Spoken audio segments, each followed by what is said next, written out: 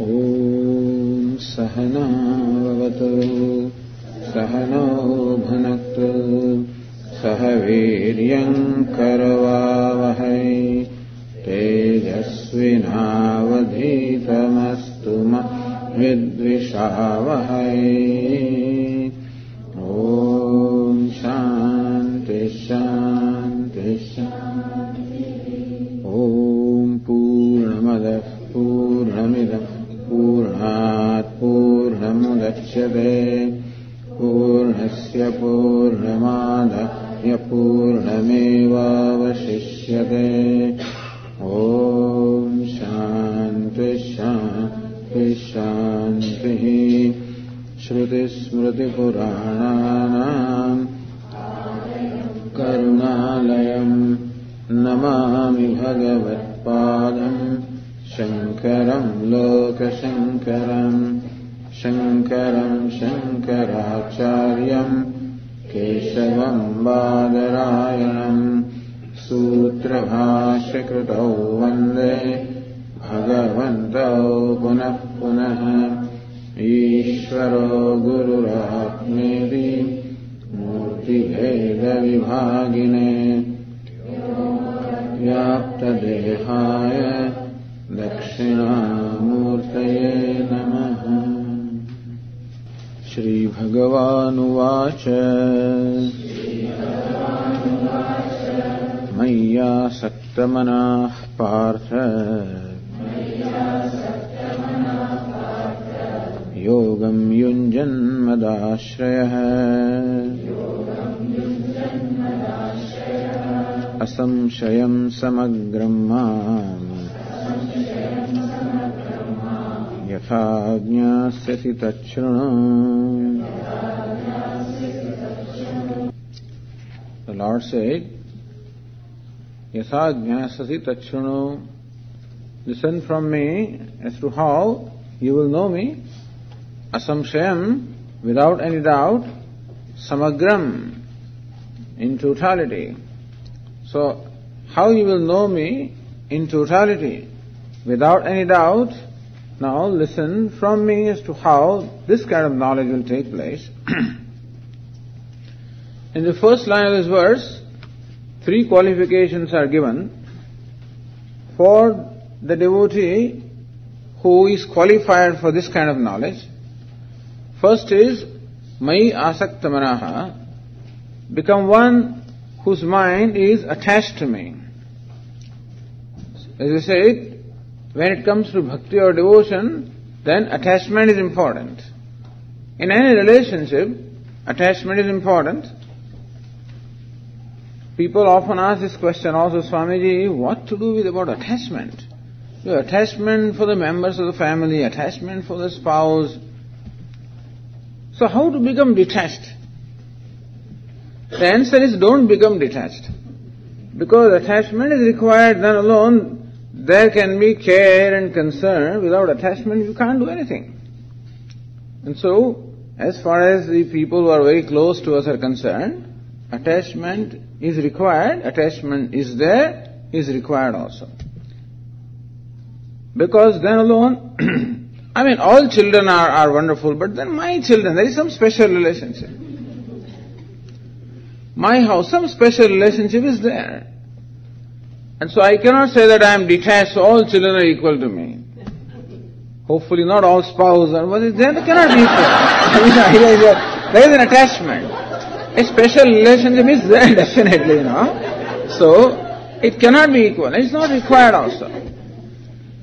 So, as far as that attachment is concerned, Lord Krishna prescribes anabhishvangaha. Absence of excessive attachment. Let not be excessive attachment. So, attachment is there. But then, here Lord Krishna says, may your mind be attached to me. Meaning that, let all the attachment ultimately be centered on me. And fortunately, as Bhagavad Gītā teaches us the nature of Ishvara, attachment to Ishvara ultimately involves attachment to everybody else. But first, attachment to Ishvara. What is meant by attachment to Ishvara? Well, whatever it is that I think Ishvara is, start with that. Whatever in my opinion is Ishvara, attachment to that. If I think that a given form, a vigraha, a devata is Ishta devata is Ishvara, if that is my concept, attachment to that. Begin with that. And thus, at our home Dharma altar, there is small little Krishna or whatever my Ishta devata is, whoever is the devata or form of Lord that I worship, attachment to that. What this attachment to Ishvara does is it enables me to make my mind free from other attachments, free from other thoughts, and attachment enables me to be able to devote my mind to thinking of the Lord. This morning we said that it is important, very important thing is that there is maintain a stream of thought in my mind about the Lord. We also said that ultimately, as we think, so we are. If my mind all the time thinks about Ishvara, then mind will become of that form of Ishvara. Ultimately, I become one with Ishvara. So when it comes to bhakti or the devotion, then there is this maintaining of the thought form, because there is this process of becoming also. Knowing as well as becoming, upasana, and as far as worship is concerned, there is a complete transformation that takes place in my mind. And therefore, maintaining the thought of the Lord, whatever I think to be Lord. Ultimately, the nature of Ishvara that is revealed in Bhagavad Gītā is, as you know very well, that everything is Ishvara. As Lord Krishna will say that, Mattah parataram nanyat kinchidasti dhananjaya. Hey Dhananjaya, there is nothing other than me. The material cause also I am, the efficient cause also I am. The creator also I am, and the creation also I am. And this will be subsequently described in other chapters also. Like in the 10th chapter, Lord Krishna describes how the whole universe is nothing but His glory. So, in order to enable us to be able to meditate on the Lord, think of Him, special various glories are described, vibhutis are described. In the 7th chapter also, Lord Krishna will describe His special glories or manifestations. In the 9th chapter also, in the 10th chapter also. In the 11th chapter, in fact, there is a beautiful description of the cosmic form of the Lord. All of this is being told ultimately for us to understand that whatever it is manifestation of Ishvara. But it is recognized that it is difficult for me to right away see Ishvara or God in everything, because I have my own views of who Ishvara is or how He should be. I have my own likes and dislikes, and therefore it is right away difficult to see Ishvara everywhere. And therefore there are temples, there are places of worship, therefore there are specific forms in which we worship Ishvara. Not that Ishvara is confined to the temple only to the form, but this is how we start our worship.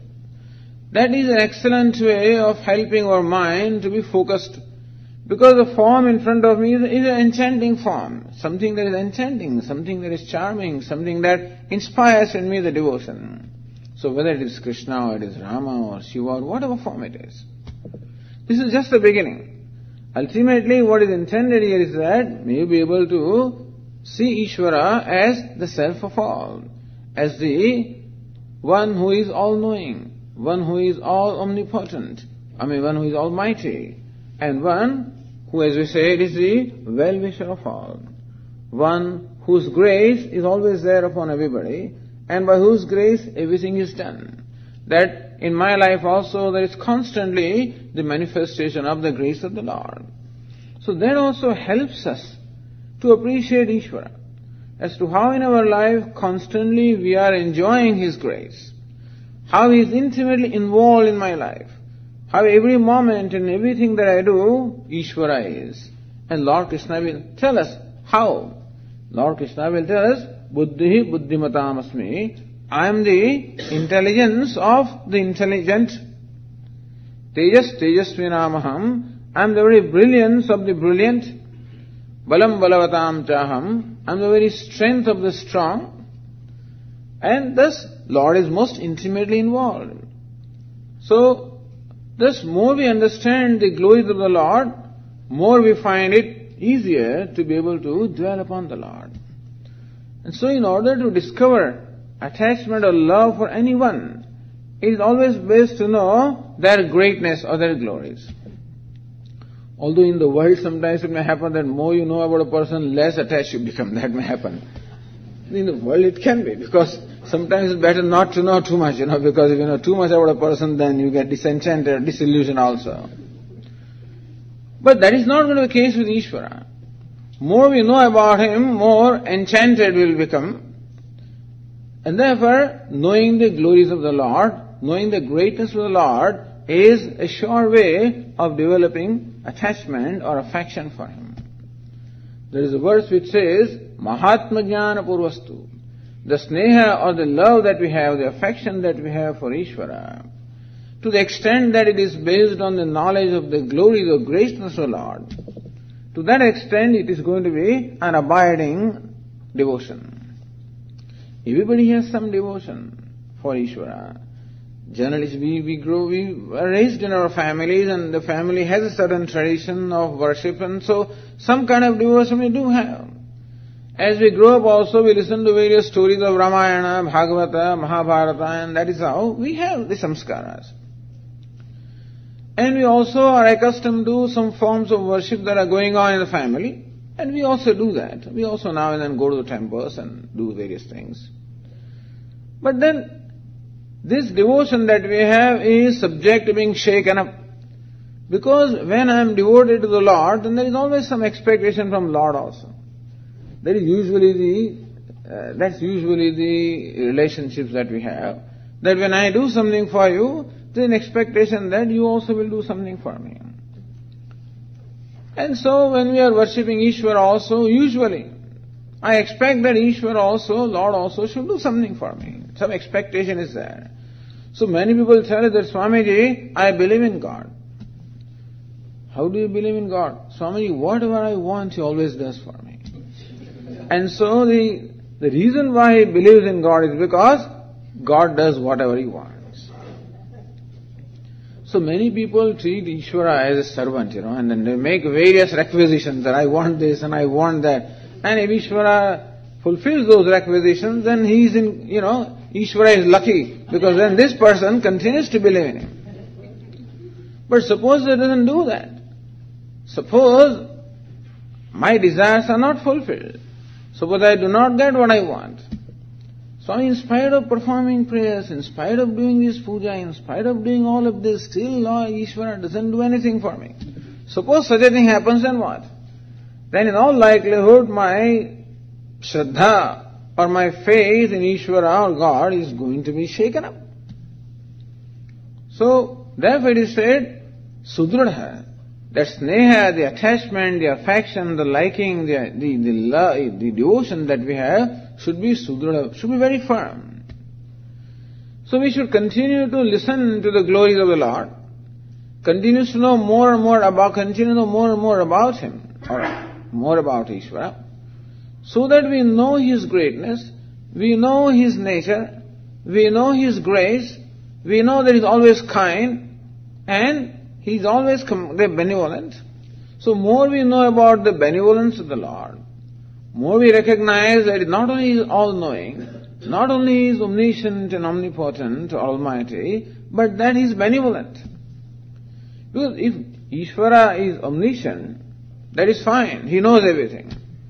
He is almighty, meaning that He is capable of fulfilling all my desires. But that is not enough. He may know what I want, and He may be even capable of giving me what I want, but He may not care for me. And therefore, sometimes people know what we want. You go and ask somebody, will you please lend me $100,000? Now he has plenty of money. He doesn't care to do that, so he knows. Somebody cares, but he doesn't have $100,000, then also he cannot help. So knowledge is there, but power is not there. Power is there, and knowledge also is there, but person just doesn't care also. So here, the knowledge also is there, that he knows exactly what I want. He has the capacity also to fulfill my desire. At the same time, he is benevolent, he is compassionate, he is kind. So more I discover that benevolence of Lord in my life, more I discover His grace in my life, then the idea that He is benevolent, that will become more and more confirmed. And that is how, I recognize that what all is being done for me without me asking for it. Even when I did not know, did not even ask for things, I did not know that I have to ask for something, I was always given things. As I recognize this in my life, and more I recognize the grace of the Lord in my life, that it is there, then my heart will go for Him, and that is how I discover a devotion or attachment for the Lord. So here, discovery of devotion is a result of the knowledge of the Lord, result of the knowing the greatness or glories of the Lord. Maya asakta manaha. So Arjuna, become one whose mind is asaktam, is attached to me. And listen to me as to how your mind will be attached to me. So Lord Krishna says, I am going to tell you about myself, about Ishvara, such that you will discover an attachment or devotion for the Lord. So this is one requirement. Other is yogam yunjan. May you also undertake what we call yoga. Now one meaning of the word yoga is karma yoga. In the earlier chapters it is explained. What is meant by yoga is performing the actions in the spirit of offering to the Lord. Swakarmana tabhyarcha siddhim vindati manava. Performing our day-to-day activities in the spirit of devotion, in the spirit of offering to the Lord. So, when you have the love or devotion, that devotion will automatically find its expression in terms of service. When you are devoted to somebody, when you love somebody, you want to do something for somebody. It cannot be that I love you very much, but I don't care to do anything for you. Then that love has no meaning. Or I do a lot of things, but I don't care for you. Then that service also has no meaning. Meaning I serve somebody without love, or I love somebody without service. Both of them become incomplete. So when love is there, then service also is automatically there. For the very simple reason that when I love somebody, then it is my pleasure to do something for that somebody. And that doing itself becomes a reward. When I do something out of love, then there is no further reward required, because doing itself is a fulfillment. As Sage Narada explains, that when there is love, then you become happy when the one you love becomes happy. So when there is love, it is my pleasure to make the other person happy, because my happiness comes from the happiness of the one whom I love. And therefore, love is its own reward. So the bhakti is its own reward. And so, yogam yunjan, we perform actions in spirit of my service. Now, it can be that day-to-day action that I perform with this spirit, that may the Lord be pleased with this. Anena parameshvara priyatam. May the Lord be pleased with what I am going to do. But Swami, how do I know how He is going to be pleased? How do I know that Lord will be pleased by my action? What kind of action should I perform? Or how should I perform the action to assure that Lord will be pleased by the action? Then the rule is rather simple. Do whatever it is that the Lord does. Because He is manifest before us in the form of this universe, and we can take the lesson from the way He conducts Himself. As Lord Krishna will describe in this chapter, His manifestation here in the form of these 5 elements: space, air, fire, water, earth, and then sun and moon. These are all His manifestations. And look anywhere, you find service constantly being done. The space accommodates everybody. First of all, in nature, we find an absence of what we call raga and dvesha, attachment or aversion. There is no partiality anywhere. The sun illumines the whole universe without partiality. Whether somebody is poor or rich, somebody is a devotee of the sun or somebody may not be devotee. There are people who worship sun and they perform the sun salutation, they recite various mantras, they do the Gayatri, they do the Sandhya Vandanam. So Surya or the sun will say that if here is my devotee, maybe I'll stand my light, preferably here. And this fellow doesn't worship me, therefore I'll keep my light away from him. No such thing. There is no partiality. It is difficult, but then, as we see, no likes and dislikes, no attachment, no partiality, no cruelty. The water of the Ganges, the river serves everybody. Some people, in fact, foul up that place because some people have no reverence for this. There are some who have reverence for the Ganges. So when we go to Rishikesh and take a dip in the Ganges, then we think that this is goddess. So that is also worship, by the way. This is what Hinduism teaches us. That ultimately what counts is the bhavana or the spirit that we have. Taking dip in the water of Ganges. If your spirit is that I am taking dip in Ganges, that is goddess, well, that's the result. If you think that you are taking dip in simple water, that's the result. In fact, you need not even go to the Ganges. Just the bucket of water in which you take bath every day. You can invoke all the rivers. Gange cha Yamune cha Godavari Sar. Why one river? All the 7 major rivers of India are invoked in that bucket of water. And then take the bath. It may be equivalent to taking bath in all the rivers.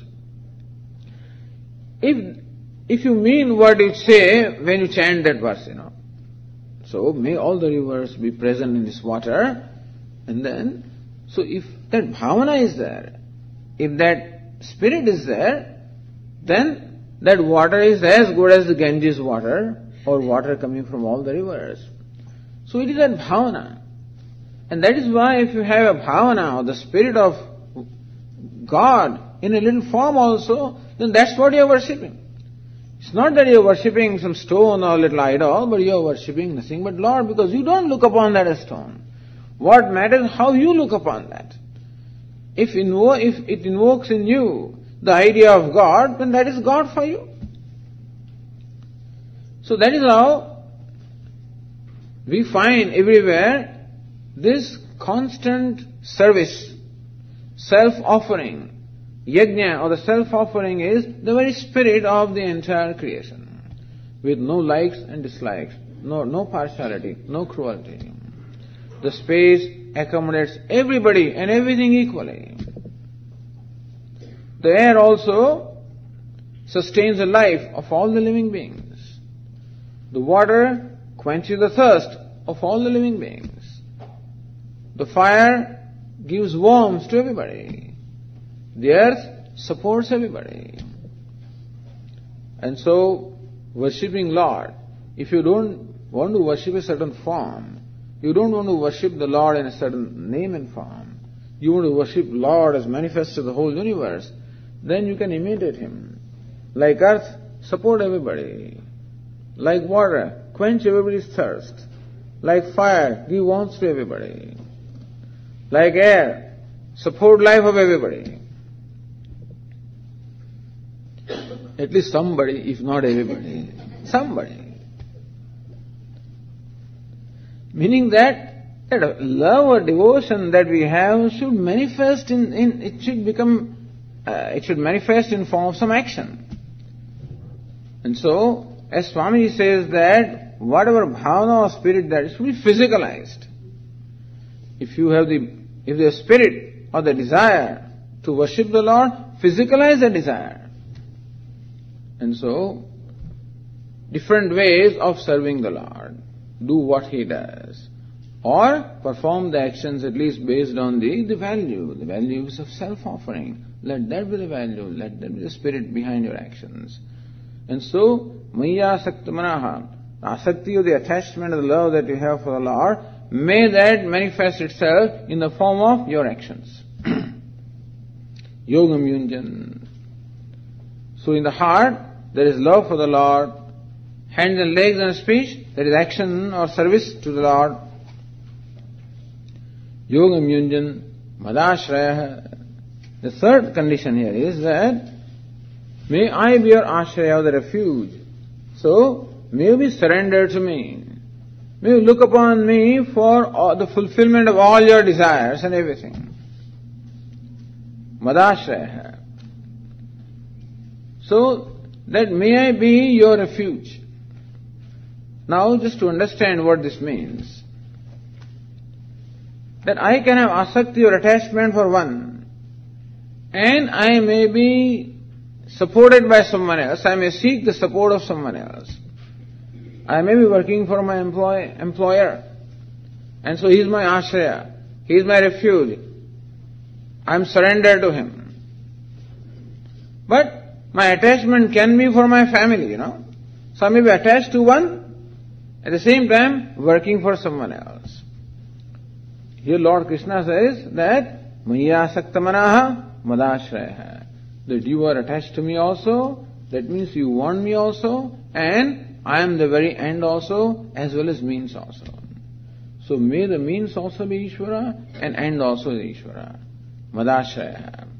So, that I am devoted to the Lord because I want Lord. We can be devoted to the Lord, all right, but we want other things, People may be devoted to Ishvara, and they make various offerings. But inside what they want, oh Lord, I'm offering you $5 here, so that I may have the benefit of $500. There's nothing wrong in it, but this also can be. So we may make sort of a trade with the Lord, And Lord Krishna will talk about those devotees also. So whoever make a deal with the Lord, this is what I do for you, and this is what you should do for me. But first you fulfill your end of the contract, then I will make my offering. Most people, they say that if we have a son or if we have a child, then we will do this particular pilgrimage in India. After they have the child, then they will go and do that. Or if such and such thing happens, we'll make this offering to the Lord. So first that thing should happen. Meaning Lord should first fulfill His end of the contract, and then alone we will fulfill our contract. It's okay. Ishvara, He doesn't mind anything. He is all kinds of devotees, and therefore He is a tremendous amount. He is the most large-hearted one, because He accommodates everybody. But here, Lord Krishna says, you worship me for my sake. Madashraya, you worship me for my sake. Meaning that I worship the Lord because all I want is Him, and nothing less than that. So we should also know what kind of a desire to entertain. Whenever we perform any action, there is usually a desire that prompts that action. And at least we should know how to desire also. So when Lord Krishna says Madashraya, then He is telling us as though what kind of desire we should entertain. When I worship the Lord, why should I want anything less than Him? He is infinite. He is everything, and therefore, why should I want anything less than Him? If I want something limited, I approach Him and I want something limited, that just doesn't make sense. You go to the President of the United States, and then what do you want? To give me $5 or some such thing, When he gives you an interview, you don't ask for that kind of a thing. You ask for something big because he's a big person. And so when you go to the Lord, don't ask for these silly little things. In fact, what the President can give me, I do not know, but here, this, as far as Ishvara is concerned, He can give Himself to us. I don't think President can make another President, He doesn't have that power to make me the President of the United States. Suppose I go to him and say, I want to be the President, He can't help me. But suppose I go to the Lord and say, I want you, He says, yes, you can help me. So when that is a possibility, then why should I ever ask for anything limited? Why should I settle for anything limited? Do not settle for limited in the life. Always, aim always very big. So there is a saying that aim should always be big. Whether arrow strikes the target or not is a different matter, but the target should always be most exalted. And so, Madashraya, I approach the Lord, worship the Lord for the sake of the Lord. And secondly also, Madashraya, recognizing that it is simply by the grace of the Lord that I can achieve whatever I can. A recognition that suppose I have devotion in my heart, I should recognize that that is also due to the grace of the Lord. You know how many hours do I spend every day in my worship? You know how many malas I do? How much japa I do? Some people feel very proud. But we should know that I can repeat His name, that also is possible only by His grace. That I can worship Him is also possible by His grace. Really, it is not a joke at all that we are here. It is by His grace. And that we sit in front of Lord Dakshinamurti and then recite by His grace. Because when the Arati time will come, not everybody is going to be there, then everybody has their own agenda, and there will be few who will participate in the recital. Some people don't know, some people don't want, some people don't care, whatever the thing is. But that we can do something. When we go to dining hall, then there are some people who want to chant the 15th chapter of Gītā. The people, it's okay, they come after everything is over, But that I have a desire to chant, that I am able to chant. All of these we should know is nothing but grace of the Lord. And therefore a devotee is very clear that whatever I am able to do, even in terms of the worship of the Lord, is purely by His grace. He does not see any great ability on his part. He appreciates that as nothing but the grace of the Lord. So thus the devotee is always, in fact in the 10th chapter, Lord Krishna will say also, when the bhakta or the devotee has the knowledge of the Lord, how does it happen? Lord Krishna says that when I find that my devotees are totally committed to me, Tesham satadayuktanam bhajatam pritipurvakam, when I find that my devotees are worshipping me out of love for me, they want nothing else from me at all, so when I find that, then dadami buddhiyogam tam, then I give them that knowledge. I who is residing in their hearts, I light the lamp of knowledge in their heart and dispel the darkness of ignorance. And so, when I know the Lord, even as my own self, is it I who knows Him, or is He who reveals Himself to me, is very hard to say. But at least in the 10th chapter, Lord Krishna says that I reveal myself to them. And the mantra that he quoted from the Upanishad yesterday, Yame Vaisya Vrunate Tena Labhya, the Lord or the Self can be attained by the one who chooses Him. Tasya Atma Vrunate Tanum Swam, before a devotee like that, the Self of the Lord reveals His true nature. Thus when the river merges into the ocean, it is hard to say whether the river is merged or the ocean has received, because sometimes you find that the waters of the ocean in fact come to the river for quite a long distance, And thus the devotee is very clear that it is by grace of the Lord that I will even know Him. It is by His grace that I worship Him. It is by His grace that I know Him. This is called Madashraya, and therefore no other ashraya. We take refuge of many things depending upon what end we are seeking. If someone is seeking heavens, for example, then there are rituals that you can perform supposedly to reach heavens. Then depending upon the goal or the end that you have in mind, you choose a particular means. As Swamiji was saying, the sadhya and sadhana. The sadhana, the means that you have chosen, is dependent upon the end that you have in mind. Here, Lord is the end in mind, and Lord is a very means also. Madashraya. When this happens, Maya Sakta Manaha, when your mind is attached to the Lord and therefore thinking about the Lord, Yogam Yunjan, that whatever you do is done in the spirit of worship of the Lord. Madashraya, that you only want Lord and nothing else, and also recognition that it is by grace of the Lord that all this happens. When this is done, then you will understand me in my totality. Asamshayam samagram mam yathajñāsasi. You will know me in my entirety without any doubt that this is how the Lord is. And what is meant by knowing the Lord in entirety is knowing Him both manifest in names and forms, as well as the one who transcends the forms. So here in Bhagavad Gītā, Lord Krishna will teach us what's the nature of Lord. One who is immanent, at the same time transcendence. So transcendence, that is the ultimate nature of the Lord.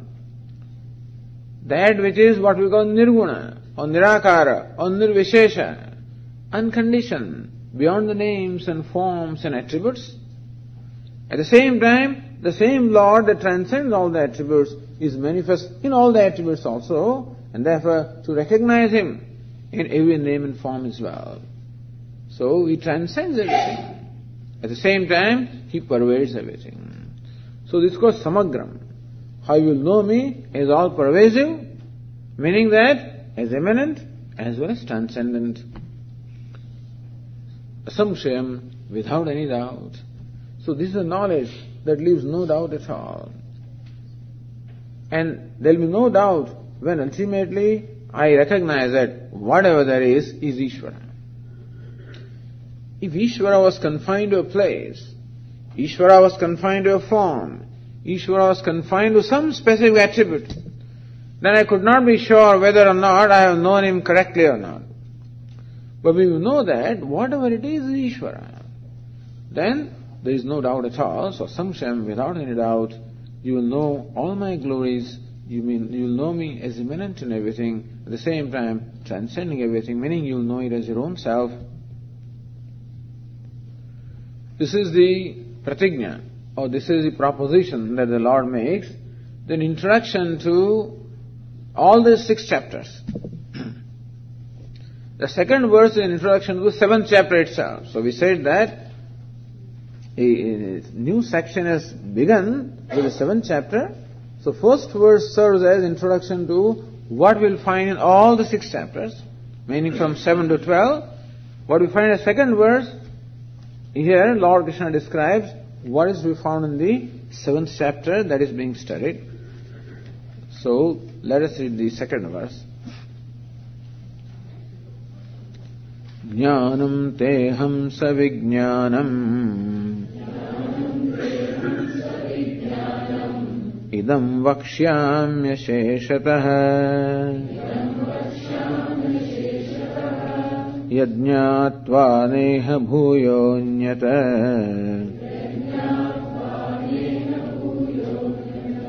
jñātavyam avashishyate.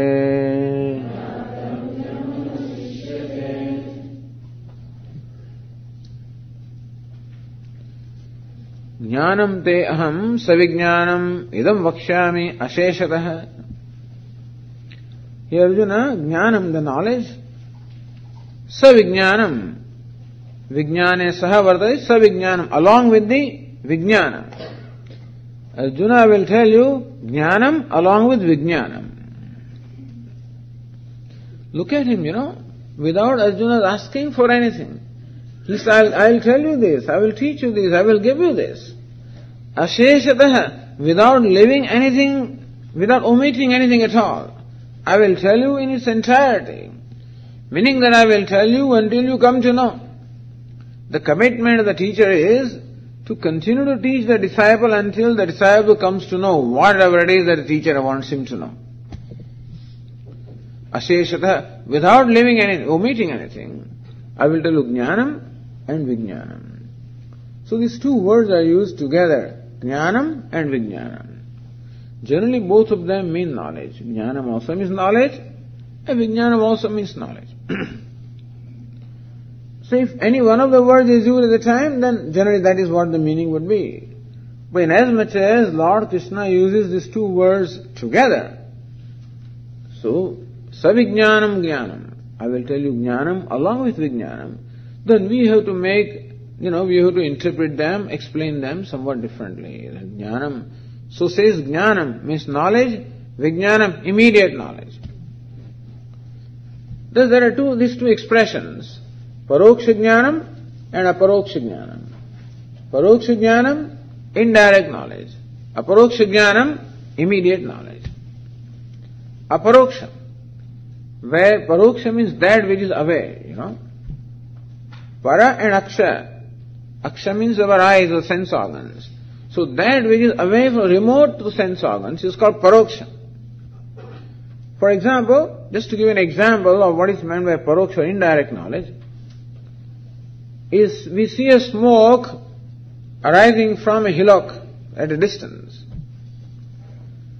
Then we can infer that there must be fire. Why do you say that? So, Parvato Vandiman, the standard example. Parvato Vandiman. This Parvata hillock is Vandiman, has fire there. How do you say that? Dhumatvat, because there is smoke. So, what we see is smoke, and what we infer is fire. And how does it happen? What makes us infer the presence of fire when we actually see only smoke? We have not seen the fire. Because we know, yatra yatra dhumah, tatra tatra vannihi. Wherever smoke is, the fire must be. There cannot be smoke without fire. And I see the smoke, therefore I can infer the presence of fire. So, seeing the smoke, in my mind, the knowledge of fire takes place. What kind of knowledge that is? It is what we call paroksha jnana. Indirect knowledge. Knowledge is there of the presence of fire, but I have not seen the fire with my eyes, so we say it is indirect knowledge. Paroksha jnana. Then when I go to that place and see the fire, it becomes aparoksha jnana, immediate knowledge. So paroksha and aparoksha. Like Swami used to tell us the story that once upon a time when he was traveling in Australia, then he must have been in satsang talking about various things and talking about the sweets in India, and I think talked about laddu. So what's a laddu? That sweet ball. He was describing. It's of the shape of a ping pong, it's the size of a ping pong ball, and it is yellow in color, and describe the texture and all this, and how the taste is, and how the flavor is, and all of this was described. So thus, the listeners could understand what a laddu is. It's only that one of them happened to visit India and then came to ashram one of these days, and that happened to be a day of bhiksha. So when we were in the ashram studying there as brahmacharis, it used to be bhiksha days. So people sponsor, these days also it is happening, people sponsor the bhiksha for all the brahmacharis. And usually when the bhiksha means the food or the meal, when it is sponsored, usually there is always a sweet. And so ours was called bhiksha batch, The fellows who were before us, we were the second batch. The first batch people had really hard time, because the ashram was just beginning, and then always hand-to-mouth situation with all these ashrams. And so they didn't have proper breakfast and proper lunch and whatever.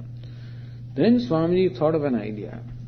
Why not we invite people to sponsor a meal? That's how it began there. And so this idea was circulated that if you contribute such and such amount, then that will pay for one day's expenses and will feed all the brahmacharis.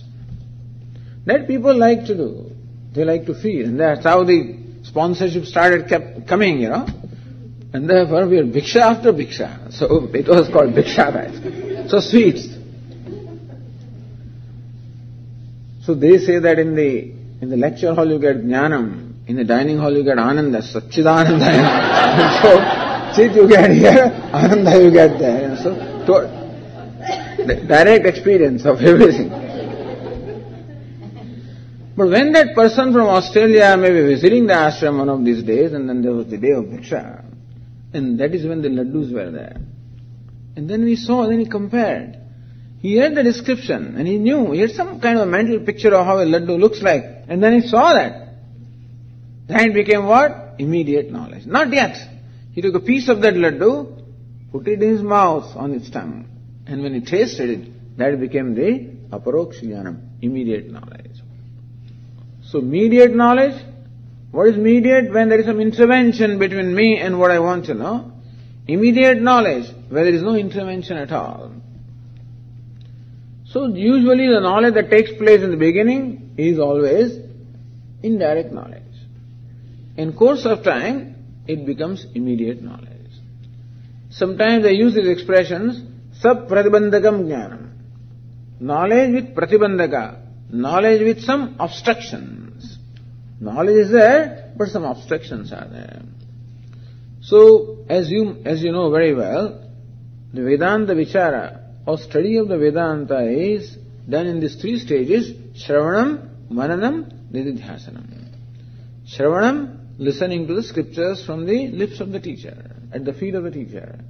Mananam, reflecting upon what it is that you have listened so as to remove the doubts. And Nididhyasanam, deeply meditating or entertaining the thought flow in order to become free from the habitual error. Shravanam, Mananam, Nididhyasanam. So even by Shravanam, by listening to your teacher also we gain the knowledge. But there may be doubts, there may be the habitual error, this pratibandhaka or these obstacles remain. So it's a knowledge with obstacle. When all the obstacles are removed, meaning that when the knowledge becomes free from all the doubts, and when it becomes free from what we call habitual error, that is the identifying with the body, the habitual error is there, and so when that also goes away, then it becomes abiding knowledge, becomes spontaneous knowledge, and that is called the aparoksha jnanam, that is the immediate knowledge. So jnanam and vijnanam. This is how, that's one way of understanding these two words, paroksha jnanam, aparoksha jnanam. The immediate knowledge, immediate knowledge. Oh, sometimes the words jnanam and vijnanam are explained this way. Jnanam is a knowledge. Vijnanam is the what you require in order to gain that knowledge. In this case, we are talking about knowledge of the Lord, and that too also Saguna Brahma, Lord with all the attributes. In that case, vijnanam, the means of knowing that Lord becomes his bhakti of the devotion. So then devotion becomes vijnanam, and the knowledge of the Lord becomes jnanam. So jnanam and vijnanam. In the 7th chapter we find both jnanam, meaning the unfoldment of the nature of the Ishvara, and vijnanam, the means of gaining that knowledge, which is bhakti or devotion. So both we'll find here. There was one great saint in Maharashtra in India. His name was Saint Jnaneshwara, and he has written a beautiful commentary on Bhagavad Gītā. It's known as Jnaneshwari. He explains the word as jnanam, vijnanam. Jnanam is the Lord of the nature of knowledge or consciousness. Vijnanam is the Lord who is manifest as the universe of names and forms. So then jnanam means the Lord who is transcendental, and vijnanam is the Lord who is immanent. So Lord that is manifest as the whole universe is called vijnanam. So there is another way of explaining. This also will be found here. So we'll see how the Lord manifests as the whole universe of names and forms. All these different meanings of the word jnana, vijnanam are applicable here in this chapter and in Bhagavad Gītā. So jnanam teham savijnanam. Lord is aham, I will tell you. What's the need of using the pronoun aham? Because, see, in Sanskrit, you need not necessarily use the word aham. Because when Lord Krishna says vakshyami means I will tell you. When you use the first person, verb, then you don't have to use again I. Vakshyami means I will tell you. Vakshati, he will tell you. Vakshasi, you will tell. Vakshyami, I will tell. So aham vakshyami you need not say. But still Lord Krishna, aham vakshyami, I will tell you. Arjuna, look at me, I will tell you, not someone else. Who am I? I am the Lord, I am Ishvara, who is manifest before you, I am the Avatara. So Lord Krishna sometimes uses this as Avatara, as a very teacher. It's important to know who is the teacher of Bhagavad Gītā. So Lord Krishna is not an ordinary driver or a charioteer. He is not an ordinary cowherd boy. He is not just a learned person. He is not even a Mahatma, a great person. Not even just a realized person or a Jivan Mukta. He is none less than Lord. So this also is important for us to know that Lord Krishna, who is the teacher of Bhagavad Gītā, is none other than Lord Himself in this particular form. So this was explained in the 4th chapter, in what we call avatara or incarnation.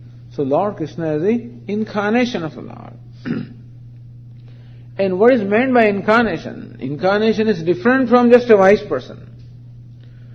A wise person also, when he is born, is ignorant, and then becomes wise, and still therefore has all the limitations of his body-mind equipment. Even a wise person also has, as far as vyavahara is concerned, as far as his worldly activities are concerned, he has limitations. Because the body is limited, senses are limited, mind is limited, intellect is limited, and therefore he knows some language, one or two, a few languages, not everything. He knows few things, but not everything. He has some capacities, some powers, but not everything. On the other hand, what is avatara? Incarnation is the one in whom all the faculties of the Lord are manifested in totality. You remember Lord Swami talking about Bhagavan while explaining Om Namo Bhagavate Dakshinamurte. Then the word Bhagavan was explained. Bhagahasya asti iti Bhagavan. One who possesses these glories in the total measure is called Bhagavan. Aishwaryasya Samagrasya. One who possesses Aishwarya, the overlordship in totality. He is the overlord of everybody, but nobody is his lord. Vairagyasya Yashasaha Shriyaha. He possesses Vairagya, that is passion in totality. Shri, all the glories he possesses in totality, beauty. Yashas, all the fame he possesses, the knowledge he possesses. And so dharma, dharmasya, the totality of dharma. So one who has all these glories or all this greatness in total measure is called Bhagavan. Although we do call some people Bhagavan, out of reverence for them. So we do use the word Bhagavan also where people are very revered. Usually disciples call that Guru also Bhagavan, because that kind of reverence they have for the Guru. That is also all right, but there the word Bhagavan used in a secondary sense, because the Guru also possesses certain glories that the Lord possesses. But Bhagavan in the primary sense means one who possesses all the glories in total measure. So Lord Krishna is Bhagavan of that nature, who possesses all, who is omniscient, omnipotent, omnipresent. That is what he is. So even though he appears to be functioning through a limited body, he does not suffer from any limitation at all. I suggest that. Then of course we cannot doubt his words because he is all-knowing. Therefore also Bhagavad Gītā has this distinction, that it is in fact revealed by one who has revealed the Vedas also. So Vedas or the Shruti is considered in the highest esteem because it, as you said yesterday, is revelation of Lord.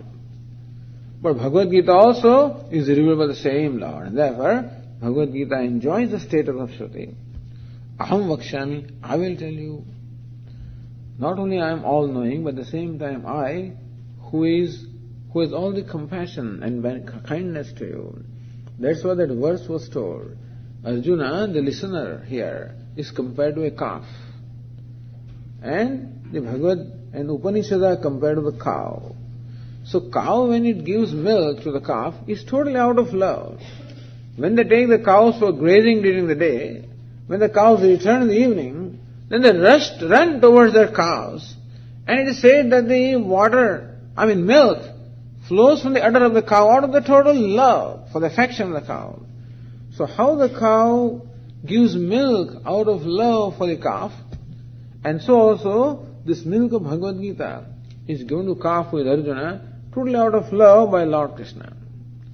So I, who is totally, also in 4th chapter, Lord Krishna said, Bhakto se me sakha chedi rahasyam hetaduttamam.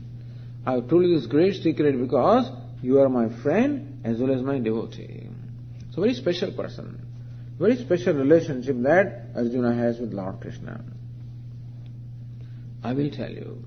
Because of love, because of total concern, because of my concern that you must become free from this sadness, you must become free from grief, you must become free from all the obstacles. I, such as that, will tell you. Jnanam teham savijnanam idam vakshami asheshatah. Asheshataha, without leaving any residue, meaning without omitting anything. I will tell you everything. So this also is important, because usually people do not tell you everything. Okay? So when we started working as an engineer, when you go to this place and then there are other colleagues are there and your boss is there, and then you go and ask them questions. They will tell you something. Always leave something, So you have to keep on going there again and again, They will not tell you everything. If at all they do not misguide you, But even when they guide you also still, they will always retain their importance. I remember I was told many years ago in India, when these graduates, the medical graduates, when they do a postgraduate, like surgery, MS, Master of Surgery, then this boy will be examined by a panel of doctors who themselves are the practicing surgeons. So what is their tendency? Not to pass this fellow. If they pass him, then there will be one more competitor, and therefore, whatever the people are, whatever they are. So idea is that even to have that openness and generosity to give everything that you have, leaving nothing behind, is a great thing. Who can do that? Only a free person can do that. Only one who has no other agenda at all can do that. If I have some agenda, then my agenda will be more important than my duty, and therefore I may do something, but then still leave my own security with me. I often tell these people, I said all these mothers are very stupid creatures, because mothers cook food with a lot of, they take a lot of pain to cook the food and feed their children. And these children being what they are, they wipe out everything, leaving nothing for her.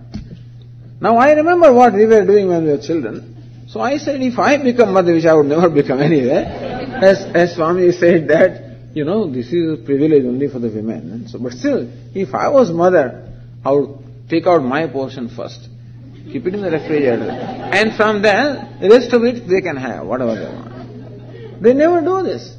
Mothers never do that. Similarly also, because they don't leave there is no hesitation at all, there is no agenda at all, only agenda is to feed, and just to see them happy, just see them enjoy. Also, only agenda of the Lord Krishna is to see that Arjuna gains knowledge, he becomes free. Without leaving anything, without omitting anything, I'll tell you everything. So that is why they say that the Guru is the one who makes a disciple equal to him. There is no comparison to a Guru who gives Brahma Vidya. There is no comparison to a teacher like that. There is a very famous verse in which Shankaracharya says, Drishtanto naiva dushtaha tribhuna jatare sadguroho jnanadatoho.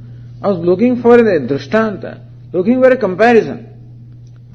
To compare my Sadguru, the teacher who gave me the knowledge of Brahma Vidya, in order to describe him, I was looking for some upama, some comparison I was looking for. I cannot find any comparison in all the three worlds. So when he said that, somebody proposed to him, well, how about a philosopher's stone, a touchstone, philosopher's stone? Sparshas-chet tadra vaktavya. Yes, that is right. That a philosopher's stone, you know what it is? It is said that a philosopher's stone is that if it touches iron, then iron is turned into gold. That's how a philosopher's stone is. Sparshas-chet tatra kalpya. Hey, if I were to compare my teacher with a philosopher's stone, it is true. The teacher also completely converts the disciple, just as a philosopher's stone converts a piece of iron into gold. It's okay, but still not adequate. Because a philosopher's stone can convert iron into gold, but cannot convert iron into another philosopher's stone, for sure. Whereas that's what the teacher does. My teacher, in fact, does this. He transforms the disciple to make another one like him. So therefore there is no comparison. Lord Krishna says that I will tell you without omitting anything, such that your knowledge becomes vijnanam, becomes an immediate knowledge. That's what blesses. When it is immediate knowledge, that's when it blesses us. So having proposed this in the first line, In second line, Lord Krishna praises the knowledge. Praises what knowledge is going to impart. And this kind of praise or extolling we find in more than one place in Gītā. As though Lord Krishna has to sell himself, sort of. To attract the attention of listeners, sometimes you must also convey how important it is that they are getting. Sometimes people have no value for what they are getting. It's possible that Arjuna may not necessarily know the value of what he is getting. And so you should know. Therefore Lord Krishna says, Yajñātvā neha bhuyonyat jñātavyam avashishyate. Knowing which, there is nothing that remains to be known. Yajñātvā, knowing which, iha, in this world, jñātavyam na avashishyate, nothing whatever remains to be known. Here Arjuna, when you gain this knowledge, you know everything. You become omniscient, you become all-knowing. Really, Swamiji, a wise person is all-knowing? He knows everything? Yes, he knows everything. But there are two ways of knowing everything. One way of knowing, of course, this part is there. One way of knowing is, what's the capacity of the part, when was it made, who made it, so forth. That's one way. Other way of knowing this part is that it is clay. So as far as Vedantin is concerned, then knowing this part as clay is knowing it fully. Because what is the part? Nothing but clay. And we'll have a chance to discuss that as well. But the idea is that when you know the cause, the upadana karanam, when you know the material cause, then you have as well known everything that is produced from that. And so also you know the whole universe. How do you know? When you know the very cause of the universe. Upadana karanam, the material cause. That which is the material cause of the universe, when you know that, the whole universe is as well known. Yajñātvā neha bhuyonyat jñātavyam avashishyate. Knowing which, nothing here remains to be known. Such glorious this knowledge is. And thus Arjuna says, oh really? Then I certainly want to know. You can know everything by knowing this? Yes. Then I certainly want to know. This is to attract the attention of the listener. We'll continue tomorrow. Om Purnamada Purnamidam Purnat Purnamudachyate Purnasya Purnamadaya Purnameva Vashishyate. Om Shanti Shanti Shanti.